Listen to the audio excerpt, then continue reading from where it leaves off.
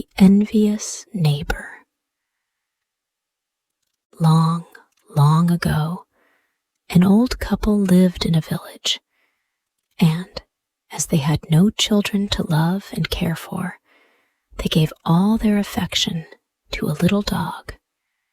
He was a pretty little creature, and instead of growing spoiled and disagreeable at not getting everything he wanted, as even children will do sometimes, the dog was grateful to them for their kindness and never left their side, whether they were in the house or out of it. One day, the old man was working in his garden with his dog, as usual, close by.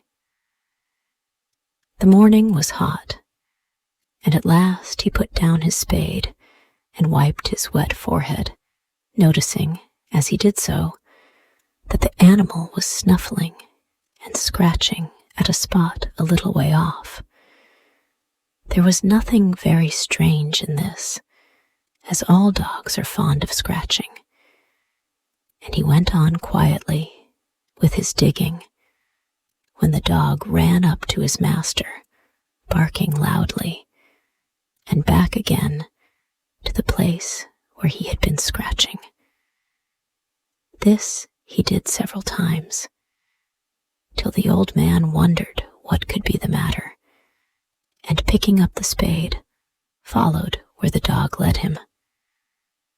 The dog was so delighted at his success that he jumped round, barking loudly, till the noise brought the old woman out of the house. Curious to know if the dog had really found anything, the husband began to dig, and very soon the spade struck against something. He stooped down and pulled out a large box, filled quite full with shining gold pieces. The box was so heavy that the old woman had to help to carry it home, and you may guess what a supper the dog had that night. Now that he had made them rich, they gave him every day all that a dog likes best to eat, and the cushions on which he lay were fit for a prince. The story of the dog and his treasure soon became known, and a neighbor whose garden was next, the old peoples grew so envious of their good luck that he could neither eat nor sleep. As the dog had discovered a treasure once, this foolish man thought he must be able to discover one always, and begged the old couple to lend him their pet for a little while, so that he might be made rich also. "How can you ask such a thing?" answered the old man indignantly. "You know how much we love him, and that he is never out of our sight for 5 minutes." But the envious neighbor would not heed his words, and came daily with the same request, till at last the old people, who could not bear to say no to anyone, promised to lend the dog, just for a night or two. No sooner did the man get hold of the dog than he turned him into the garden, but the dog did nothing but race about, and the man was forced to wait with what patience he could. The next morning, the man opened the house door, and the dog bounded joyfully into the garden, and running up to the foot of a tree, began to scratch wildly. The man called loudly to his wife to bring a spade, and followed the dog, as he longed to catch the first glimpse of the expected treasure. But when he had dug up the ground, what did he find?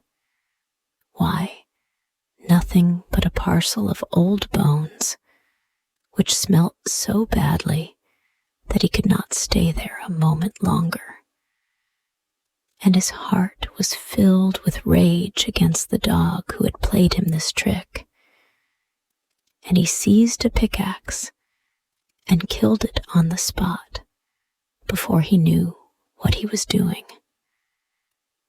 When he remembered that he would have to go with his story to the old man and his wife, he was rather frightened, but there was nothing to be gained by putting it off. So he pulled a very long face and went to his neighbor's garden. "Your dog," said he, pretending to weep, "has suddenly fallen down dead, though I took every care of him and gave him everything he could wish for, and I thought I had better come straight and tell you." Weeping bitterly, the old man went to fetch the body of his favorite and brought it home and buried it under the fig tree where he had found the treasure. From morning till night, he and his wife mourned over their loss, and nothing could comfort them. At length, one night when he was asleep, he dreamt that the dog appeared to him and told him to cut down the fig tree over his grave and out of its wood to make a mortar. But when the old man woke and thought of his dream, he did not feel at all inclined to cut down the tree, which bore well every year, and consulted his wife about it. The woman did not hesitate a moment, and said that after what had happened before, the dog's advice must certainly be obeyed. So the tree was felled, and a beautiful mortar made from it. And when the season came for the rice crop to be gathered, the mortar was taken down from its shelf, and the grains placed in it for pounding, when, lo and behold, in a twinkling of an eye, they all turned into gold pieces. At the sight of all this gold, the hearts of the old people were glad, and once more they blessed their faithful dog. But it was not long before this story also came to the ears of their envious neighbor, and he lost no time in going to the old people and asking if they happened to have a mortar which they could lend him. The old man did not at all like parting with his precious treasure, but he never could say no. So the neighbor went off with the mortar under his arm. The moment he got into his own house, he took a great handful of rice and began to shell off the husks with the help of his wife. But instead of the gold pieces for which they looked, the rice turned into berries with such a horrible smell that they were obliged to run away after smashing the mortar in a rage and setting fire to the bits.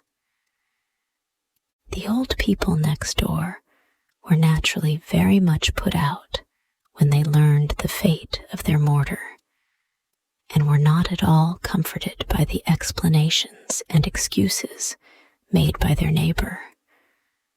But that night, the dog again appeared in a dream to his master, and told him that he must go and collect the ashes of the burnt mortar and bring them home.